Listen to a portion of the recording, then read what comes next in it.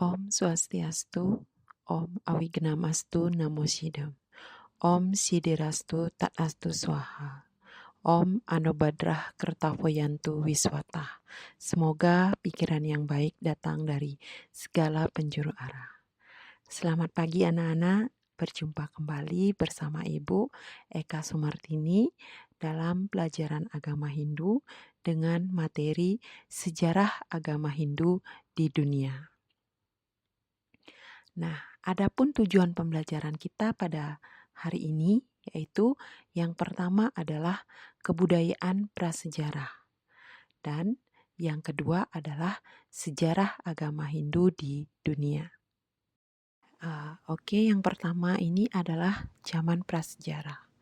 Pra itu artinya sebelum dan prasejarah itu artinya sebelum mengenal tulisan. Jadi zaman prasejarah ini adalah zaman di mana belum dikenalnya tulisan. Zaman prasejarah ini berlangsung sekitar 2 juta tahun yang lalu ya, hingga manusia mengenal tulisan. Menurut catatan ahli sejarah, manusia purba itu dikelompokkan menjadi 3. Yang pertama adalah Meganthropus paleojavanicus, yang kedua Homo erectus, yang ketiga adalah Homo sapien. Meganthropus paleojavanicus itu adalah manusia yang pertama atau manusia yang paling purba. Yang kedua ada Homo erectus, itu artinya manusia yang sudah berjalan tegak. Dan yang terakhir, Homo sapien adalah manusia purba yang sudah mirip dengan manusia sekarang. Adapun pembagian zaman prasejarah berdasarkan perkembangan kebudayaannya ada 5. Yang pertama adalah zaman batu tua disebut dengan Paleolitikum. Yang kedua zaman batu madia itu disebut dengan Mesolitikum. Yang ketiga zaman batu baru disebut dengan Neolitikum. Yang keempat zaman logam, dan yang kelima adalah zaman batu besar atau Megalitikum. Zaman batu tua atau Paleolitikum. Pada zaman ini manusia purba mengenal sistem food gathering, yang artinya mengumpulkan makanan yang tersedia di alam. Kemudian manusia purba juga pada zaman ini sudah hidup secara nomaden, yang artinya berpindah-pindah tempat untuk bertahan hidup. Di zaman ini atau Paleolitikum ini, manusia purba juga sudah mengenal sistem penguburan. Dan mereka hidup sekitar 2 juta tahun sampai 10.000 tahun sebelum Masehi. Manusia purba juga pada zaman ini mengenal yang namanya perkakas seperti kapak batu dan alat serpih. Yang kedua adalah zaman Mesolitikum.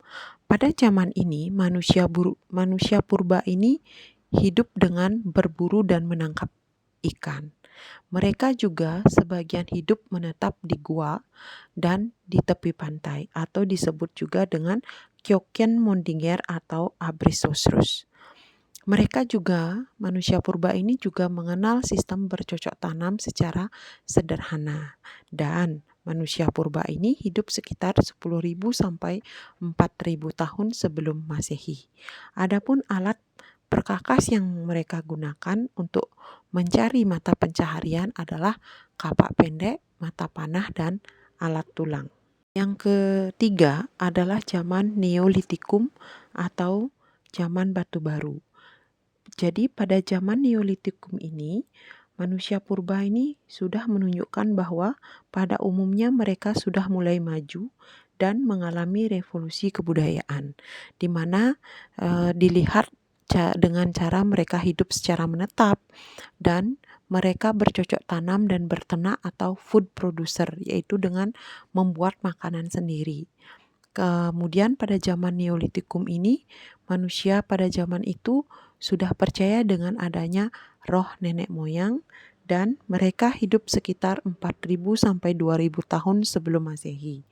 Alat perkakas yang mereka gunakan pada zaman itu adalah kapak persegi dan kapak lonjong. Yang keempat adalah zaman logam, di mana zaman logam ini dalam prasejarah adalah disebut juga dengan zaman tembaga atau perunggu. Pada zaman ini, manusia purba itu hidup sekitar 2000 sebelum Masehi sampai abad keempat Masehi. Mereka pada zaman ini, alat-alat yang digunakan adalah terbuat dari logam dan mereka sudah hidup secara berkelompok atau mereka seperti membentuk kampung. Kemudian pada zaman ini terbentuk juga golongan dalam masyarakat dan alat yang mereka gunakan adalah kapak corong, perhiasan, dan manik-manik. Yang terakhir adalah zaman batu besar atau megalitikum. Pada zaman ini, manusia sudah percaya dengan roh nenek moyang. Kemudian, pada zaman ini, mereka juga mengetahui sistem pembagian kerja. Jadi, mereka membagi-bagi sesuai dengan tanggung jawabnya dan mereka juga pada zaman ini telah ada pemimpin atau kepala suku, di mana mereka sudah mengenal orang-orang yang sudah dituakan. Selanjutnya, manusia pada zaman ini memanfaatkan logam untuk peralatan sehari-hari mereka. Dan sudah ada norma-norma yang berlaku sesuai dengan aturan yang mereka buat. Pada zaman megalitikum, adapun peninggalan-peninggalan yang mereka tinggalkan pada zaman itu adalah yang pertama adalah menhir. Nah, menhir ini adalah tiang atau tugu yang didirikan sebagai tanda peringatan terhadap arwah nenek moyang. Yang kedua adalah dolmen, yaitu berbentuk meja batu yang dipergunakan sebagai tempat meletakkan sesajen yang dipersembahkan untuk nenek moyang. Yang ketiga ada sarkofagus, adalah berupa kubur batu yang bentuknya seperti keranda atau lesung dan mempunyai tutup. Yang keempat ada punden berundak yang artinya bangunan pemujaan dari batu yang tersusun bertingkat-tingkat sehingga menyerupai tangga. Ini adalah sejarah agama Hindu di dunia. Nah, pada materi ini yaitu agama Hindu mulai berkembang di lembah Sungai Sindu atau India. Jadi Hindu itu mulai berkembang di lembah Sungai Sindu, di mana di lembah Sungai Sindu itu sudah ada peradaban yang disebut dengan bangsa Dravida. Bangsa Dravida ini adalah bangsa yang maju. Kemudian sekitar atau kurang lebih sekitar tahun 6000 sebelum Masehi, datanglah bangsa penjelajah yaitu bangsa Arya yang cerdas. Mereka melihat lembah Sungai Sindu itu adalah sebagai tempat yang strategis, tempat yang subur, yang cocok digunakan untuk jalur perdagangan.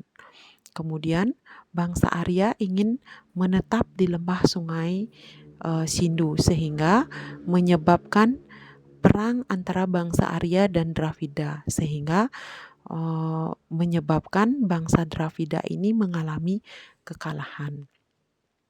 Kemudian lambat laun di lembah Sungai Sindu ini terjadilah akulturasi budaya antara bangsa Arya dengan bangsa Dravida sehingga menyebabkan sehingga terbentuk akulturasi kebudayaan yang disebut dengan Mohenjo-daro dan Harappa. Hindu bukanlah sebuah nama agama, tetapi sebutan bagi orang-orang yang tinggal di lembah Sungai Sindu. Orang yang tinggal di lembah Sungai Sindu ini memiliki kepercayaan agama Weda atau yang disebut dengan Brahmanaisme. Untuk membedakan dengan agama yang berkembang, kemudian agama yang ada di lembah Sungai Sindu ini disebut dengan agama Hindu oleh orang yang tinggal di daerah tersebut. Perkembangan agama Hindu di India. Di India ini mengenal yang namanya 3 zaman. Yang pertama adalah zaman Weda, yang kedua zaman Brahmana, dan yang ketiga adalah zaman Upanishad. Zaman Weda adalah zaman diperkirakan berlangsung kurang lebih sekitar tahun 1500 sebelum Masehi sampai dengan tahun 600 sebelum Masehi. Pada zaman ini muncullah kitab suci Weda yang isinya merupakan kumpulan dari wahyu Tuhan yang Maha Esa. Kemudian pada zaman Weda ini kehidupan beragama berorientasi pada pembacaan dan pelafalan sloka Weda. Pada zaman Weda ini juga pemujaan manusia pada zaman ini melakukan pemujaan terhadap para dewa seperti Dewa Agni, Indra, Rudra, dan Waruna. Yang kedua adalah zaman Brahmana. Di zaman Brahmana ini mengenal yang namanya karma kanda, yang artinya ajaran-ajaran atau ritual yang dilaksanakan sesuai dengan yatnya yang dipersembahkan.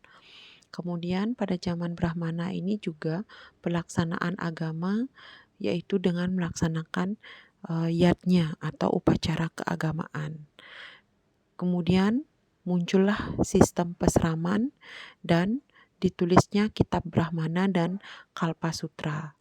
Pada kitab Kalpa Sutra ini dikelompokkan menjadi 4. Yang pertama adalah Srauta Sutra. Adalah kitab ini memuat tentang penjelasan tata cara persembahyangan Agnihotra atau persembahan kepada Dewa Agni dengan cara persembahyangan. Kemudian yang kedua adalah Griya Sutra, yaitu kitab yang memuat tentang pokok-pokok ajaran tata upacara penyucian sangskara yang wajib dilakukan oleh mereka yang berumah tangga. Kemudian yang ketiga adalah Dharma Sastra. Kitab ini memuat tentang pokok-pokok ajaran agama Hindu yang berhubungan dengan hukum, adat, kebiasaan, hak, dan kewajiban. Serta yang keempat adalah Sulwa Sutra. Jadi kitab ini memuat penjelasan tentang pokok-pokok aturan tata bangunan dan tentang yang berhubungan dengan upacara keagamaan. Kemudian pada zaman Brahmana ini juga mengenal yang namanya konsep catur asrama. Catur artinya 4 dan asrama artinya tingkatan. Jadi 4 tingkatan dalam kehidupan. Yang pertama itu adalah Brahmacari yang artinya masa menuntut ilmu. Grehasta artinya masa berumah tangga. Wanaprastha ini adalah masa pengasingan diri.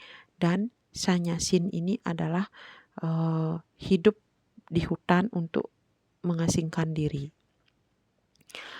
Pada zaman Brahmana ini juga mengenal yang namanya konsep ketuhanan yang disebut dengan sloka Ekam Sadvitra Bahuda Bhavanti. Adalah zaman Upanishad. Pada zaman Upanishad ini yaitu menekankan pada aspek jnana atau disebut juga dengan ilmu pengetahuan.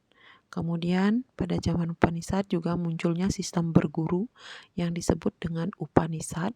Upa artinya dekat, Ni artinya di, dan Sad artinya duduk. Jadi Upanishad adalah duduk di dekat kaki guru untuk menimba ilmu pengetahuan. Kemudian di zaman Upanishad juga mengenal dengan perkembangan dan penyusunan falsafah agama atau Tri Kerangka Dasar agama Hindu dan Pancasrada. Tri Kerangka Dasar agama Hindu ini terdiri dari tatwa, susila, dan upacara sebagai landasan dalam beragama. Tatwa, susila, upacara ini harus diseimbangkan dalam melaksanakan yatnya dan mengenal adanya Pancasrada atau 5 keyakinan agama Hindu.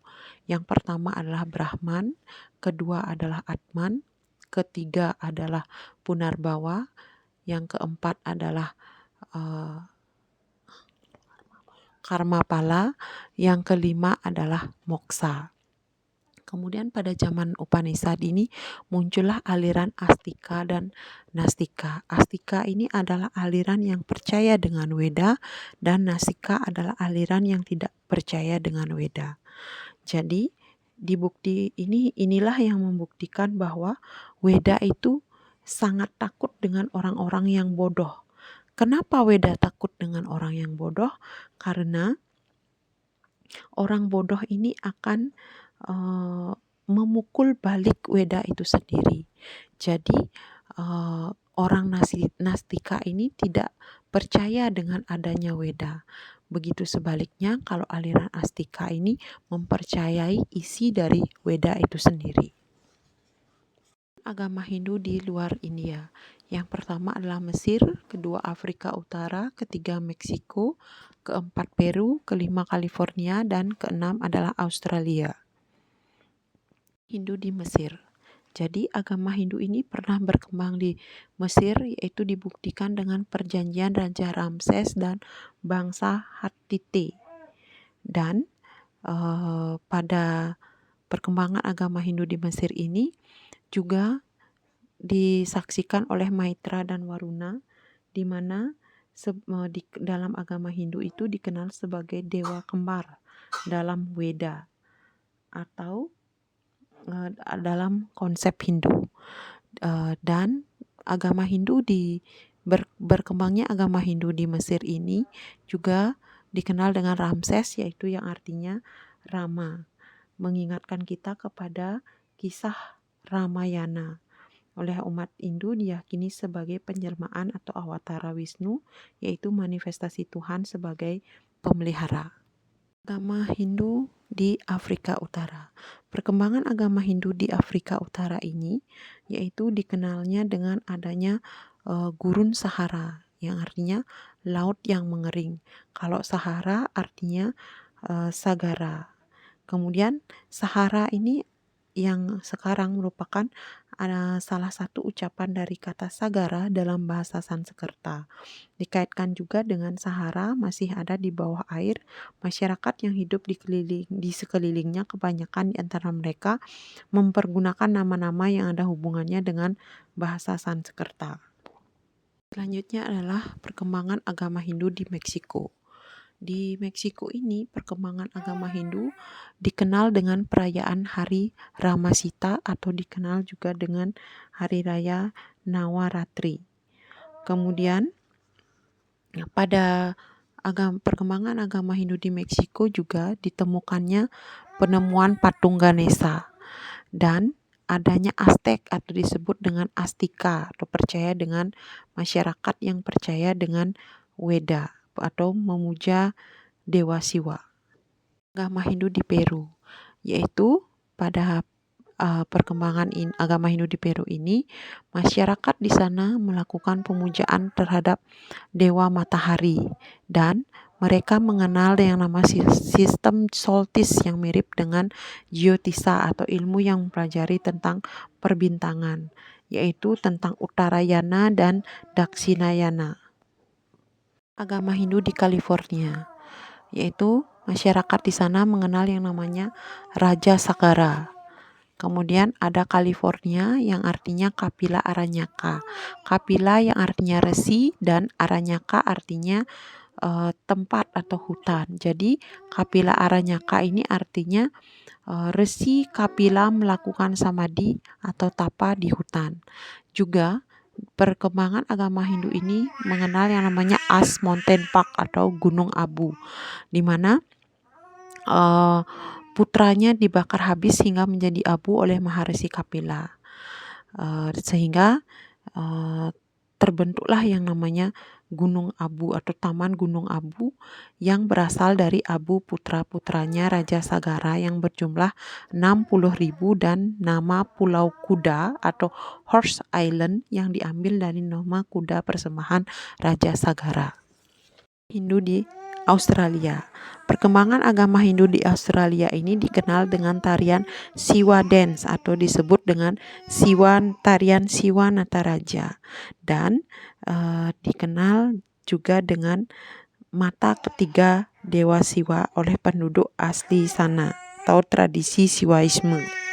Baik, demikianlah pemaparan materi tentang sejarah perkembangan agama Hindu di dunia. Semoga apa yang Ibu sampaikan bisa dimengerti. Sekian dan terima kasih. Om Santi Santi Santi Om.